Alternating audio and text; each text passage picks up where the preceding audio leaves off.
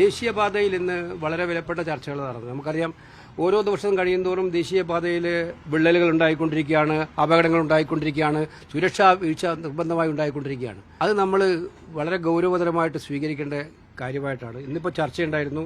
ആർഒയും PD യും ഒക്കെ തന്നെ പങ്കെടുത്ത ചർച്ചകളിൽ കഴിഞ്ഞ ദിവസം ഞങ്ങളിത് പാർലമെന്റിൽ ഉന്നയിച്ചിട്ടുണ്ടായിരുന്നു. ഞാനും ശ്രീ പ്രേമചന്ദ്രനും വളരെ ശക്തമായിട്ട് പാർലമെന്റ് സമ്മേളനത്തിൽ കേരളത്തിലെ ദേശീയപാതയുടെ സുരക്ഷയുമായ പ്രശ്നം, കൊല്ലത്തെ തകർച്ച, കൂരിയാടെ തകർച്ച, ഇന്നലെ കഴിഞ്ഞ ദിവസം കോഴിക്കോട്, കാസർഗോഡ് എല്ലാം തകർച്ച ഉണ്ടായിരിക്കുകയാണ്.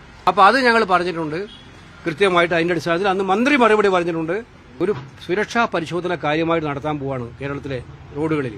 അപ്പോൾ ഇന്ന് ആർഒ അത് വ്യക്തമാക്കിയിട്ടുണ്ട്. 8 ഗ്രൂപ്പുകളായിട്ടുള്ള സുരക്ഷാ പരിശോധന NH-66 നടക്കുകയാണ്. അപ്പം മണ്ണ് പരിശോധന ഉണ്ടാകും കാര്യമായിട്ട്.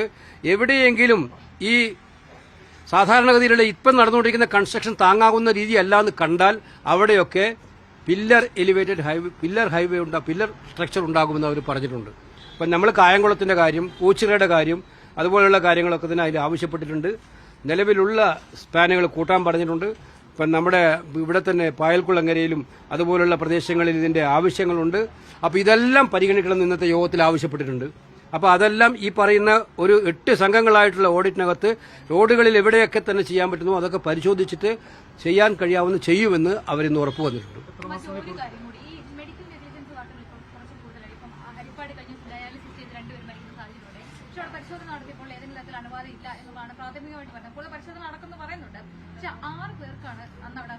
അല്ല,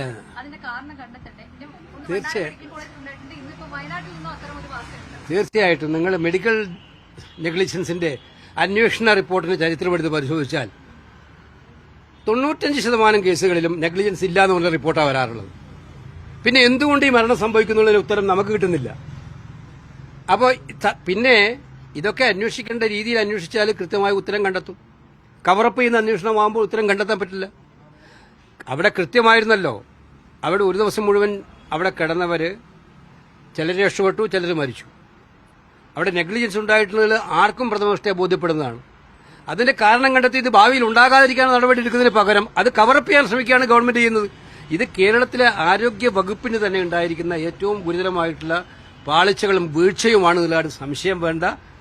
ഇത് ഒരാശുപത്രിയല്ല, നിരന്തരമായി റിപ്പീറ്റ് ചെയ്യപ്പെട്ടുകൊണ്ടിരിക്കുകയാണ്.